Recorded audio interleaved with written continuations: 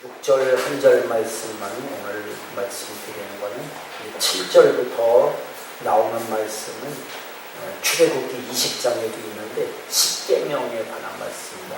그러니까 10계명을 주시는 하나님은 누구시냐 하는 것을 지금 오늘 6절에서 밝히고 있는 거예요. 계명 또는 율법이라고도 할 수 있지만 하나님께서 직접 주셨던 10계명을 하나님이 주실 때 나는 누구다.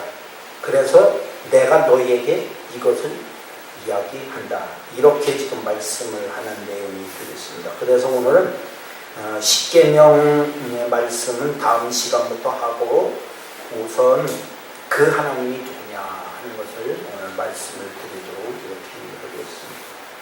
나는 너를 애굽 땅 종 되었던 집에서 인도하여 낸 내 하나님 여호와라. 10계명을 주시는 분이 누구냐? 이스라엘을 애굽의 종살이로부터 구원해 내신 구속자 여호와. 바로 그분이 이 계명을 주셨다. 그러면 이렇게 이제 우리가 이 말씀을 이렇게 봐야 됩니다. 하나님께서 창조주이시고 우리는 피조물이고 그래서 이거는 마땅히 지켜야 될 것이다. 그런 것이 아니고 또는 하나님은 심판의 주님이시다. 그러니까 이 계명을 안 지키면 심판받을 거야. 그러므로 지켜야 돼. 그것도 아니라는 거예요. 하나님의 마음을 우리가 잘 해야 돼. 왜 하필이면 하나님이 애굽 땅 종 되었던 집에서 너희를 구원해낸 바로 그 하나님이 이 말씀을 주고 구원의 하나님, 구속자 하나님이 하셨다. 그러니까 무슨 말이냐면 이스라엘 백성들의 그 종살이 굉장히 힘들고 어렵게 살았잖아요. 거기에서 구원해낸 은혜를 생각해서 하나님이 구원해내신 은혜에 감사해서 이걸 지켜라. 이렇게 얘기하는 거예요. 그러니까 억지로 하라는 게 아니에요.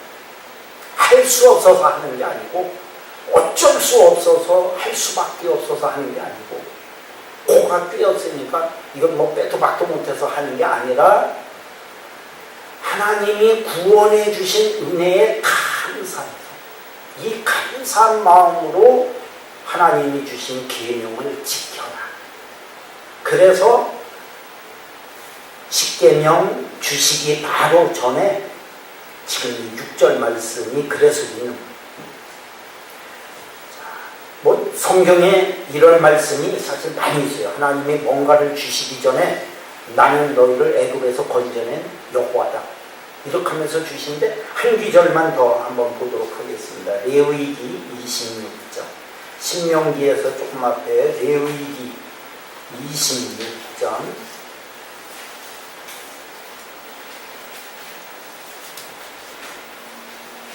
레위기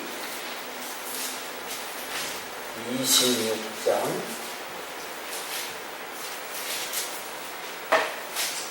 이제 여기에도 보면 하나님께서 앞부분에 여러 가지 많은 말씀을 주고 계세요.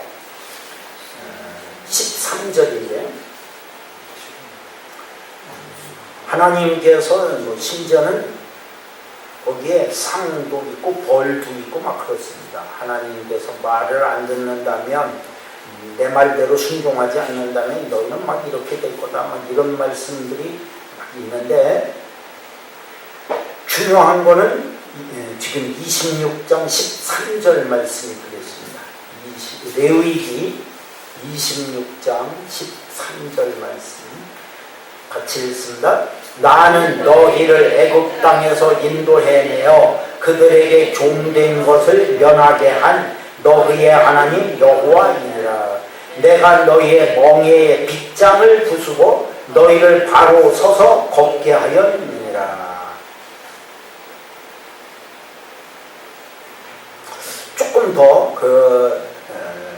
뒷부분에 설명을 달고 있습니다. 내가 너희의 멍에의 빗장을 부수고 너희를 바로 서서 걷게 하였느니라. 글쎄, 제가 어려서 그런지 소를 키워보고 뭐 이런 걸 안 해봐서 잘 모르겠지만 소의 빗장이 있나요? 소 멍에.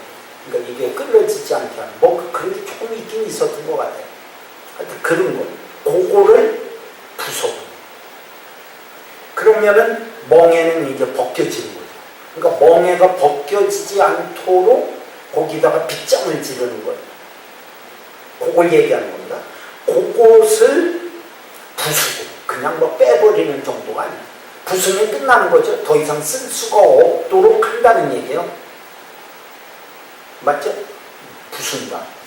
그걸 빼버리고 그러면 다시 끼울 수도 있죠.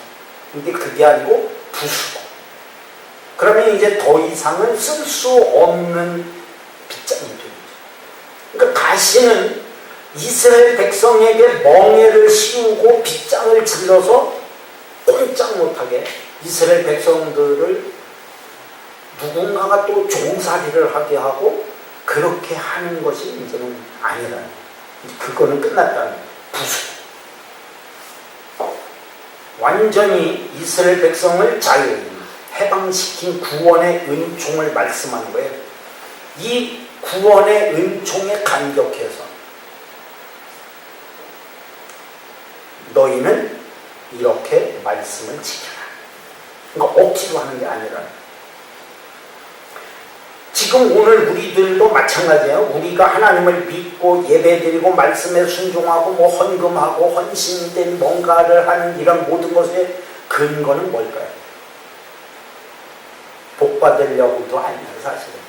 천국 가면 물론 있긴 있어. 복도 받고 천국 가면 면류관도 있고 상급도 있고 이런 것이 있긴 있고 다 없는 건 아니죠.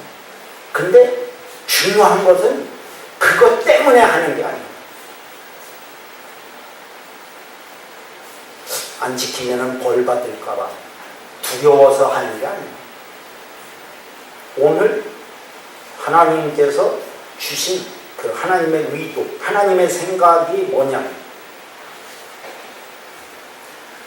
한마디로 하나님이 구원의 은총을 베푸셨다는 것.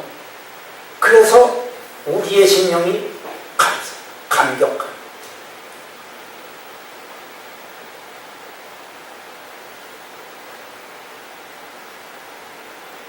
억지로가 아니고 끌려서가 아니라 어쩔 수 없어서가 아니고 뭔가 이렇게 함정은 아니지만 뭔가를 이렇게 테두리를 만들어 놓으니까 그 속에서 할 수밖에 없는 이런 것이 아니고, 성경은 그렇게 말씀하지 않습니다.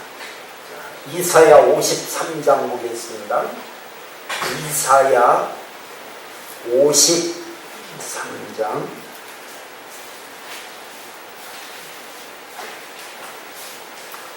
이사야 53장 6절.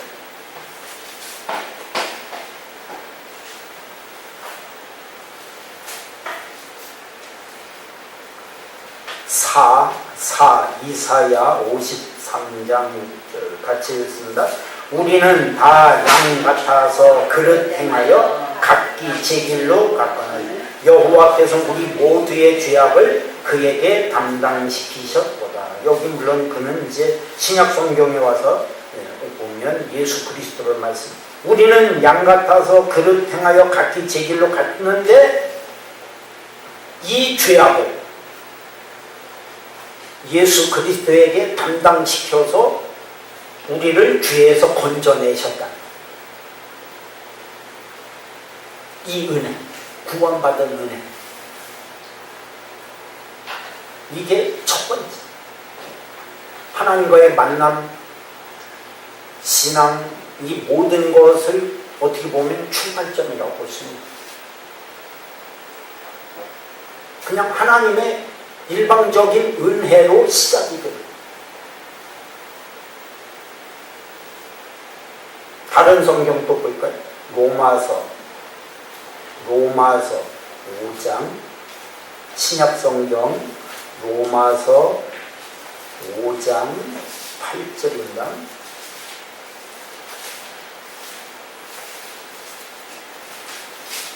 로마서 5장 8절.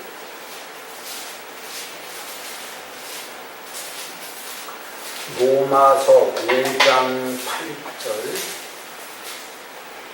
같이 읽습니다. 우리가 아직 죄인이었을 때에 그리스도께서 우리를 위하여 죽으심으로 하나님께서 우리에 대한 자기의 사랑을 확증하셨느니라. 우리가 아직 죄인이었을 때인데 하나님은 그리스도를 이 땅에 보내셔서 십자가에 못 박혀 죽게 하심으로 우리를 사랑하시는 증거로 삼으셨다. 이건 나타내 보여주신다는 의미, 우리들에게 나타내 보여주고 계십니다. 십자가가 우리를 사랑하시는 증거가 돼요.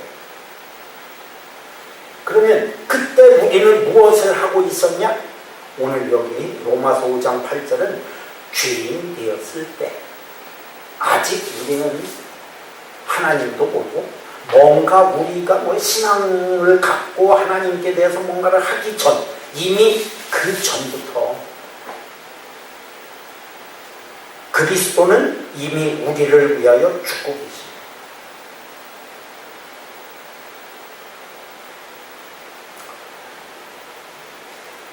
구약의 이스라엘 백성들은 예수 그리스도가 이 땅에 오시기 전에 사람들이니까 그럼 그 사람들은 해당이 안 되냐? 이미 벌써 말씀드렸죠. 이스라엘 백성들을 하나님께서 애굽에서 건져내시는 것부터가 시작. 구원의 은총이 시작됩니다. 그러면 그때부터 일을 할 수 있어요. 하나님을 찾을 수 있어요. 똑같은 거예요. 예수 그리스도가 이 땅에 안 계셨다고 해서 그러면 예수 그리스도가 오신 이후부터는 결국 예수 그리스도 때문이지만 의미는 똑같은 거예요. 결과도 똑같고. 중요한 거는 하나님이 우리를 죄인 되었을 때, 아직도 우리가 하나님을 알지도 못할 때 이미 하나님은 우리를 사랑하고 계셨다는 거예요. 십자가에 못 박혀 죽으시면서 우리를 사랑하시고 있다는 거예요.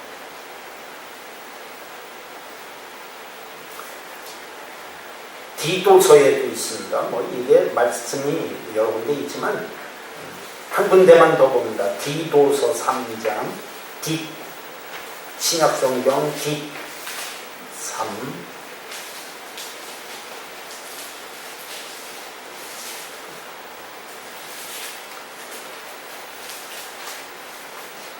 4절, 5절, 6절.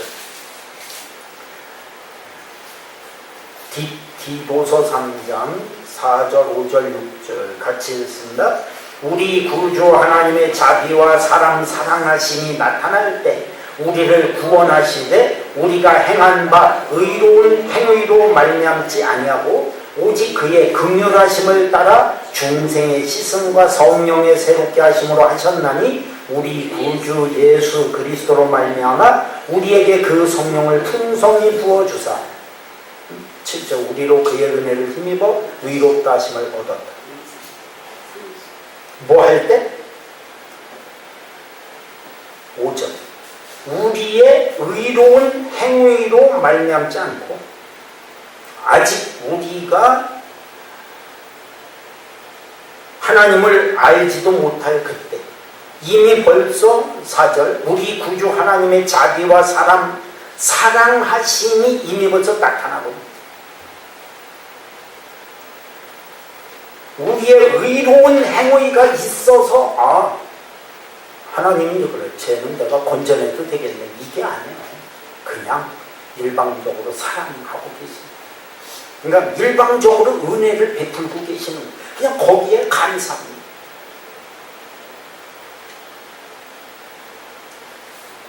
긍휼하심을 따라 되어졌다. 하나님이 불쌍히 여기시는 그 사랑의 마음이 우리들에게 중생의 시선, 성령의 새롭게 하신 이런 것들이 되어졌다는 거예요.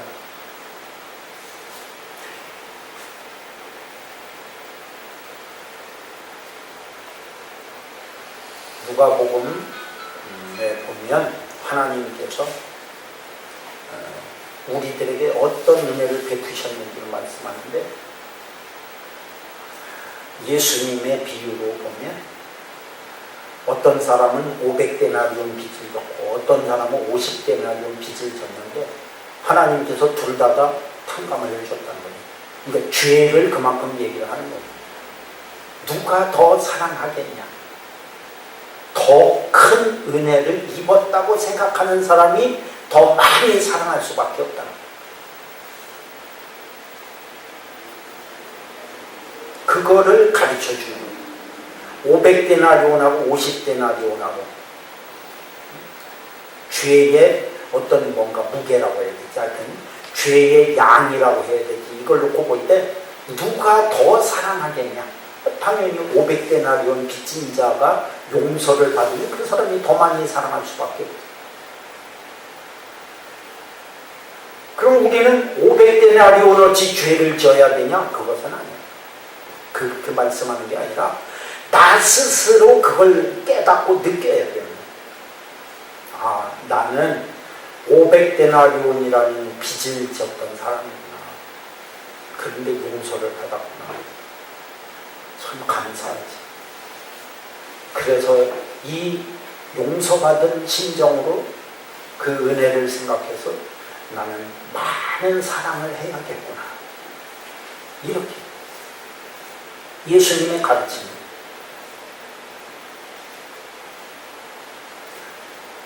나는 50데나리온 정도밖에 죄를 용서를 못 받은 것 같아.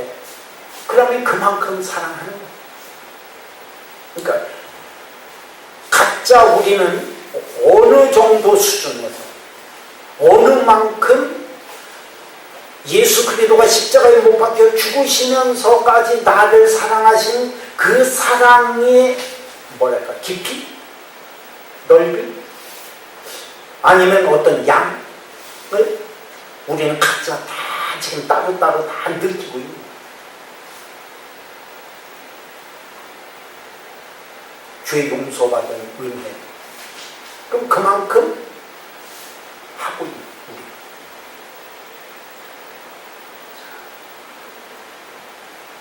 한번 보겠습니다. 한 성경을 조금 더 봅니다. 누가복음 15장. 누가복음 15장 11절부터 보면, 누가복음 15장 11절부터 보면 그 둘째가 아버지의 재산을 미리 물려달라고 하고 가지고 나갔는데 13절에 보면 먼 나라에 가서 허랑방탕하고 재산을 다 낭비를 합니다. 14절 그 나라에 크게 흉년이 들어갔고 15절 돼지를 치게 됐는데 16절에 보면 돼지가 먹는 쥐염 열매로 배를 채울 정도로 그렇게 흉년이 들어가고 몹시 배가 고파서 어떻게 할 수가 없었어요. 자, 그러니까 이제 17절이 나오는 겁니다. 17절부터 19절 일단 같이 읽습니다. 이에 스스로 돌이켜 이르되 내 아버지에게는 양식이 풍족한 품꾼이 얼마나 많은가. 나는 여기서 줄여주는구나. 내가 일어나 아버지께 가서 이르기를 아버지, 내가 하늘과 아버지께 죄를 지었사오니 지금부터는 아버지의 아들이라 일컬음을 감당하지 못하겠나이다. 나를 품꾼의 하나로 보소서 하리라 하고. 깨닫기는 해. 아버지 재산 가져다가 허랑방탕해갖고 다 없애갖고 빈털털이라는 것을, 죄를 지었다는 것을 인식을 지금 하고 있어요. 이 둘째 아들. 그 18절에 보면 하늘과 아버지께 죄를 지었으니. 그래도 아버지한테 가면 거기는 양식도 풍족합니다. 17절 품꾼도 많습니다. 그런데 나는 지금 굶어 죽어가고 있어. 그래서 이제 떠나기로 결심합니다. 근데 떠나기로 결심하면서 19절에 보면 아들이라고 하지 말자. 이제 자격도 없지. 왜냐하면 아들로서 아버지가 주는 재산을 받아 가지고 갔으니까 이제는 끊어졌다는 생각을 하는. 그러니까 이제는 아들로서는 자격이 끝났고 더 이상 아버지로부터 물려받을 것도 없으니 이제는 그냥 품꾼으로만 살아도 괜찮지. 그 생각하는. 죽지는 않을 거 아니에요. 그래도 아버지한테는 풍족한데 거기 가서 살면 그래도 되지 않냐. 지금 그 얘기를 하고 있는. 그런데 20절부터 24절까지입니다. 그래도 뭐 조금 길어도 같이 읽습니다. 이에 일어나서 아버지께로 돌아가니라. 아직도 거리가 먼데 아버지가 그를 보고 치근히 여겨 달려가 목을 안고 입을 맞추니 아들이 이르되 아버지 내가 하늘과 아버지께 죄를 지었사오니 지금부터는 아버지의 아들이라 일컬음을 감당하지 못하겠나이다 하나 아버지는 종들에게 이르되 제일 좋은 옷을 내어다가 입히고 손에 가락지를 끼우고 발에 신을 신기라. 그리고 살찐 송아지를 끌어다가 잡으라. 우리가 먹고 즐기자. 이 내 아들은 죽었다가 다시 살아났으며 내가 잃었다가 다시 얻었노라 하니 그들이 즐거워하더라. 20절. 아직도 거리가 먼데 아들은 아버지를 못 보고 있을 만큼 거리가 지금 먼 거예요. 근데 아버지는 이미 아들을 보고 있는 거예요. 치근히 여기요. 달려가. 누가 달려갔을까? 아버지가 달려간 거예요. 당연히. 그리고 목을 안고 입을 맞추. 그래도 양심은 있어. 21절에 보면 아들이 내가 죄를 지었습니다. 이제는 아들이라고 부르지 마세요. 그런 말 아니에요. 그런데 22절부터 24절에 보면 아버지의 마음은 전혀 달라요. 이미 벌써 아들이 언제 올지 몰라서 아버지는 계속 아들을 기다리고 있었던 것이고 20절에 그렇잖아요. 뭐 지금처럼 뭐 전화가 있어서 휴대폰이 있어가고 나 아버지한테 가요 이것도 아니고. 그런데 아버지는 이미 벌써 언제 올지 모르지만 아들이 틀림없이 올 것이라는 생각을 하고 기다리고 있죠. 근데 이미 벌써 아버지는 아들을 보고 있어요. 쫓아갔죠. 그 사랑, 긍휼. 이 아버지의 사랑과 긍휼을 이렇게 표현을 하고 있는 거예요. 근데 그 정도만이 아닙니다. 22절에 보면 종들에게 제일 좋은 옷을 내어다 입히고 손에 가락지를 끼우고 발에 신은 손에 가락지를 끼우는 게 뭐냐면 거기에는 인장반지, 보통 인장반지를 끼고 있는 거예요.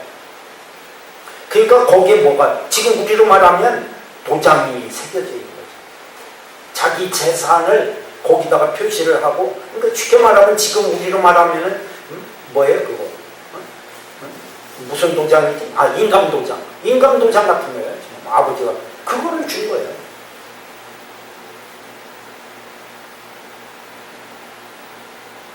손에 가락지 끼고 발에 신을 신기고 살찐 송아지를 끌어다가 잡으라. 그리고 24절 이 내 아들은 아들이라고 부르지 마세요 하는데도 아버지는 아들이라고 해요. 내 아들은 죽었다가 다시 살아났으면 내가 잃었다 다시 얻었노라. 온전한 신분을 다시 회복시켜줘. 아들의 신분에서 떨어져 나갑니다. 허랑방탕하고 다 허비합니다. 아들은 나는 이제 더 이상 아들 자격이 없어. 그럼에도 불구하고 아버지한테 가죠. 근데 아버지는 그게 아니에요. 아버지의 마음은 다시 아들로 신분을 회복시켜줘. 도장을 줬다는 거는 내 재산 네가 또 써도 된다. 그래. 아들은 아버지가 내게 물려줄 재산 내가 다 가져가서 썼으니까 이제는 물려받을 게 없습니다. 하지만 아버지는 아직도 너는 내 것을 쓸 자격이 있는 아들이야. 다시 신분을 회복시켜주고 있지. 그리고 아들로 누리게. 아들이라는 신분으로 누리면서 살 수 있는 모든 것을 다 줘. 다시 아들이 된 거예요. 예수님이 왜 이런 것을 비유로 말씀하실까요? 오늘 우리들이 바로 그런 사람들이에요. 우리는 하나님께 대해서, 하나님 아버지 앞에 대해서 우리는 그럴 자격이 없는데 하나님은 우리를 자녀로 신분을 회복시켜 주셔서 하나님의 자녀로서의 삶을 자격을 가지고 누리면서 살라고 하나님이 우리를 부르시고 영적인 모든 것을 회복시켜 주시고 다 그렇게 살게 해주신 하나님의 은혜예요.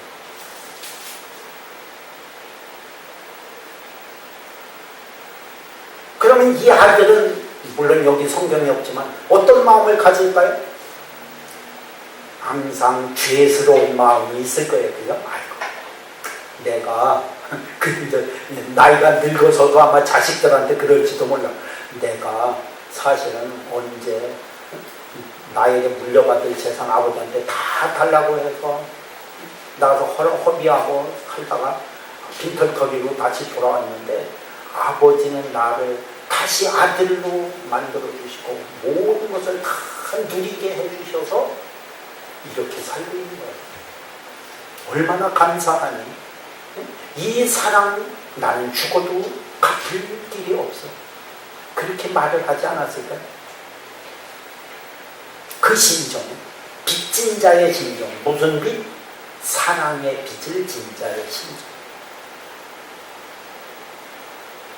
그 심정으로 살아가고 있는 게 작은 아들의 모습인 것처럼 오늘 우리들도 예수 그리스도를 로마서 5장 8절 말씀처럼 죄인 되었을 때 십자가에 못 박혀 죽게 하심으로 우리에 대한 사랑을 확증을 하신 것처럼 그래서 우리를 구원해 내시고 다시 자녀로 회복시켜 주셔서 살게 하신 하나님의 그 큰 은혜에 대해서 우리는 무슨 심정? 사랑의 빚진 자의 심정. 너무너무 큰 사랑을 나는 받았어. 이 큰 사랑 받은 이 마음으로 살아야지. 늘 그 마음으로 사는 게 오늘 우리들의 모습이라는 거예요.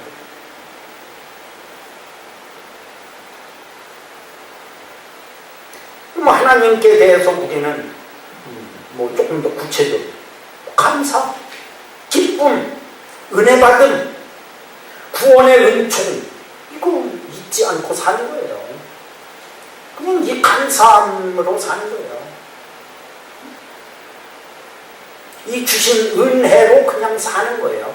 그러다 보니까 우리가 하나님께 대해서 예배도 드리면서 하나님을 찬양하고 영광 돌리고 하나님께 헌금도 하면서 그 큰 은혜에 빚진 심정으로 하나님께 이 감사함을 그렇게 표현을 하는 것이고 나의 헌신된 무엇인가에 이런 모든 것은 다 결국 큰 사랑에 빚진 심정으로 하나님을 위해서 이건 만분의 1도 갚을 수도 없고 내 목숨을 내놓고서도 갚을 수 없는 이 은혜를 그냥 따라서 하나님 말씀에 순종하고 살아가는 것이지 우리가 할 수 없어서 하는 것도 아니고 억지로 하는 것도 아니고 그냥 복받기 위해서 하는 것도 아니고 천국 가서 면류관이 있으니까 상급이 있으니까 그걸 기다리면서 간절한 마음으로 사는 게 아니에요. 그냥 감격, 구원해 주신 은혜의 감격, 이 사랑의 빚을 진 마음으로 그냥 감사하고 사는 거예요. 그러면 당연히 하나님께서 우리들에게 주시는 말씀들을 우리가 순종을 할 수가 있어요. 억지로 강요를 해가고 할 수 없지만 배 안에 그러면 너는 지옥 간다? 이렇게 해서 하는 게 아니라는 거지. 물론 성경이 있어요. 말씀에 순종 안 하면 심판이 있을 것이다. 벌 받게 될 것이다. 있긴 있어요. 없는 건 아니지만 우리는 그게 무서워서 하는 사람들이 아니라는 거예요. 틀리잖아. 그게 무서워서 어쩔 수 없이 의무감에 이끌려서 하는 거. 지금 우리나라 군대가 그렇잖아요. 지금 군대가 난리가 났는데 제 조카도 지금 군대를 갔어. 근데 이제 훈련 지금 마쳤나? 막 하여튼 그런 시기라 아직 저기가 안 돼서 괜찮을 것 같긴 한데. 그건 왜 그럴까요? 죽어서 나오는 걸 보면서도 군대를 보내는 이유가 의무감 때문에 하는 거예요. 어쩔 수 없이. 불안한, 지금. 부모들이 굉장히 불안을 느끼고 있어. 그래서 보니까 요새 갑자기 그냥 막 부모들이 군대에 간 자식들 찾아다니라고 뭐 엄청난 거 같아요. 불안한, 쫓아다. 근데 의무감 때문에 그래도 할 수 없이 가는 거예요. 우리는 그런 사람들이 아니에요. 벌 받을까봐 죄이기 때문에 하나님 앞에 못 가고 뭐 지옥불에 던져질까봐 겁이 나서 두려움에 떨면서 할 수 없이 복종하는 그런 자세. 우리의 신앙하는 자세는 그냥 은혜에 감격해서 나도 모르게 저절로 그냥 하게 되는, 그냥 그것이 나에게 너무너무 이 큰 은혜가 있어서 그냥 이끌려서 하게 되는, 우리의 신앙생활의 모든 것이 다 그렇게 되는 거예요. 의무감이야만 안 돼요. 저는 의무감에서 하는 모든 것들은 난 여러분들에게 한 번도 내가 얘기 안 하잖아요. 안 하는 이유가 다 거기 있는 거예요. 사랑의 감격으로, 구원의 은총에 의해서 이끌려서, 거기에 이끌려서 하라는 거예요. 그러다 보면 하나님의 일을 할 수 있는, 큰 일도 할 수 있는, 많은 일도 할 수 있는 거예요.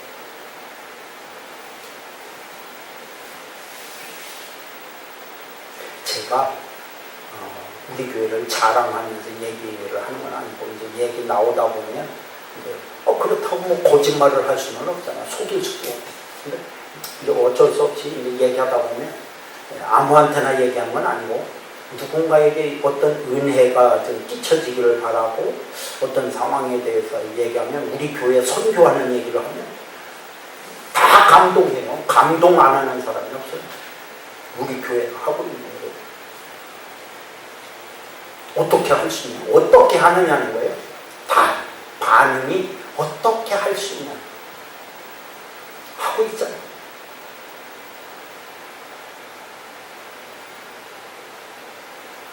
그래서 가만히 생각하니까 지금 우리가 기적을 일구어가고 있다는 생각이 들어요. 그분들이 볼 때 이건 기적이야. 우리 요런 데서 그런 일을 하고 있는 것 자체가 그분들이 볼 때는 기적으로 보는 것 같아요. 그래서 우리가 지금 하나님의 기적을 일구고 있는 사람들이다. 그렇다면 이것을 하나님은 얼마나 기쁘게 보시고 우리들에게 얼마나 큰 은혜를 주실지 그건 아무도 모르는 거예요. 근데 받아보면 알아. 그때 가서 이제 알게. 야, 우리가 하나님을 위해서 그 구원의 은총에 감사해서 우리는 누가 시켜서 하는 게 아니라 그 감사한 마음으로 하나님을 기쁘시게 하는 일을 위해서 하다가 보니까 그런 일들까지 지금 하고 있는데, 그런 일을 하는 우리들을 향해서 하나님이 얼마나 크고 많은 것을 열어 보여주시는지 상상이 안 되시죠? 상상이 안 돼요. 하나님의 은혜를 느껴보세요. 깨달아보세요. 이 구원의 은총이 우리 안에서 살아 역사해요. 우리는 놀라운 하나님이 그 기뻐하시는 일을 저절로 감당할 수 있는 거예요. 이 은혜가 우리 가운데 넘치니까. 그냥 저절로 내 발걸음이 막 그렇게 옮겨서 가. 이런 막 이 신앙이 바로 오늘 우리들에게 살아있는 신앙으로 가게 하는 원동력, 힘. 그게 뭐다? 사랑의 빛이다. 신정. 그 감격 속에서 살아가는 것. 바로 그것이 하나님이 우리에게 주시는 놀라운 은총의 힘. 살아가는 힘.